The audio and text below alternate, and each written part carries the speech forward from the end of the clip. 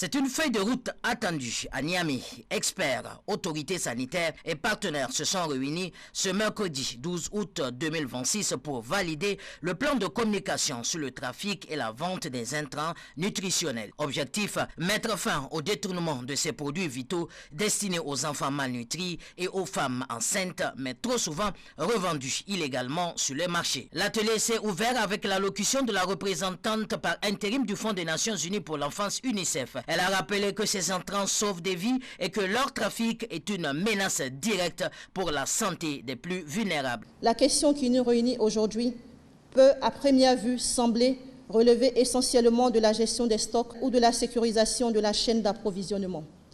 Mais elle va bien au-delà. Derrière chaque intrant nutritionnel détourné ou vendu illicitement, il y a potentiellement un enfant qui risque de ne pas recevoir le traitement dont il a besoin. Les différentes enquêtes menées ont en effet mis en évidence des cas de détournement à plusieurs niveaux de la chaîne d'approvisionnement, des utilisations abusives ainsi que la présence d'intrants nutritionnels sur les marchés en dehors des circuits officiels de distribution. Ces produits sont destinés à la prise en charge des enfants souffrant de malnutrition aiguë. Conformément au protocole national, ils ne sont pas destinés à la commercialisation. Leur détournement peut donc priver un enfant vulnérable d'un traitement essentiel à son rétablissement, à son développement. Cette problématique dépasse ainsi la seule gestion des intrants. Elle touche à la santé publique, aux droits de l'enfant, mais également à l'intégrité et à l'efficacité de notre réponse nutritionnelle. Nous savons aussi que le trafic et la vente illicite des intrants nutritionnels ne résultent pas d'une seule cause. Ils sont liés à des facteurs comportementaux, économiques, sociaux et institutionnels. Banalisation de certaines pratiques, méconnaissance du caractère gratuit et thérapeutique de ces produits, faible perception des conséquences pour les enfants malnutris, mais aussi insuffisance des mécanismes de signalement, du suivi communautaire et de la redevabilité tout au long de la chaîne de gestion. La réponse est donc collective, multisectorielle.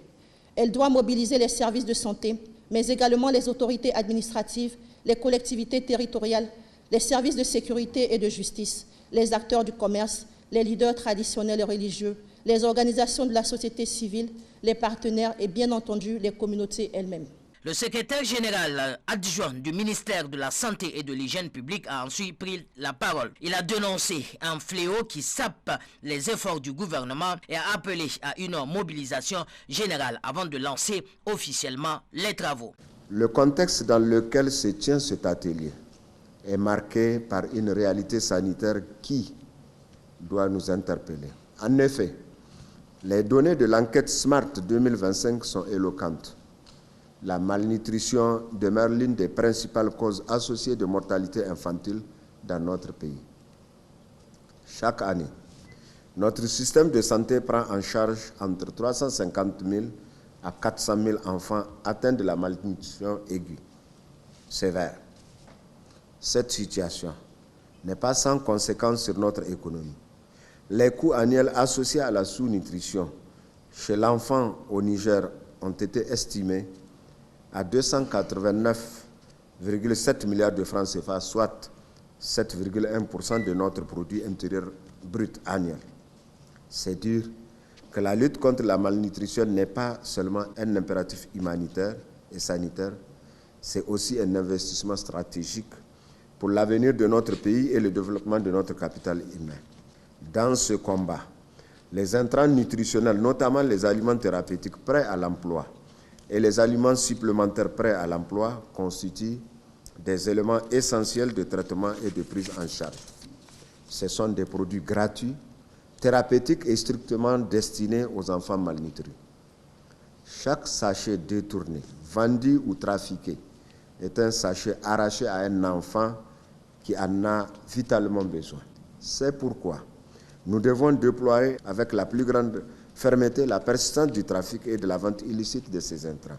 En effet, malgré les mesures prises par les pouvoirs publics rappelant l'interdiction de la vente illicite des aliments thérapeutiques, ce phénomène perdure. Il est alimenté par des facteurs comportementaux, économiques et institutionnels tels que la banalisation de l'achat et de la revente, la faible perception du risque pour les enfants malnutris, la méconnaissance du caractère gratuit et thérapeutique des produits, l'insuffisance des mécanismes de signalement, la crainte de dénoncer, mais aussi la faiblesse du suivi communautaire et le déficit de redevabilité dans la chaîne de la gestion. Face à cette situation, le ministère de la Santé et de l'Hygiène publique, à travers la direction de la nutrition et en collaboration avec les partenaires techniques et financiers, notamment l'UNICEF, a engagé un processus inclusif et participatif. Ce processus a abouti à l'élaboration d'un plan de communication pour la lutte contre le trafic et la vente illicite des intrants nutritionnels pour la période 2026-2027. Piloté par la direction de la nutrition, ce plan prévoit de sensibiliser les communautés, renforcer la surveillance et promouvoir les circuits légaux de distribution. Des messages radio, des affiches et de relais communautaires seront déployés sur toute l'étendue du territoire. Avec ce plan, les autorités espèrent couper la route aux trafiquants et garantir que les entrants arrivent bien à ceux qui en ont besoin.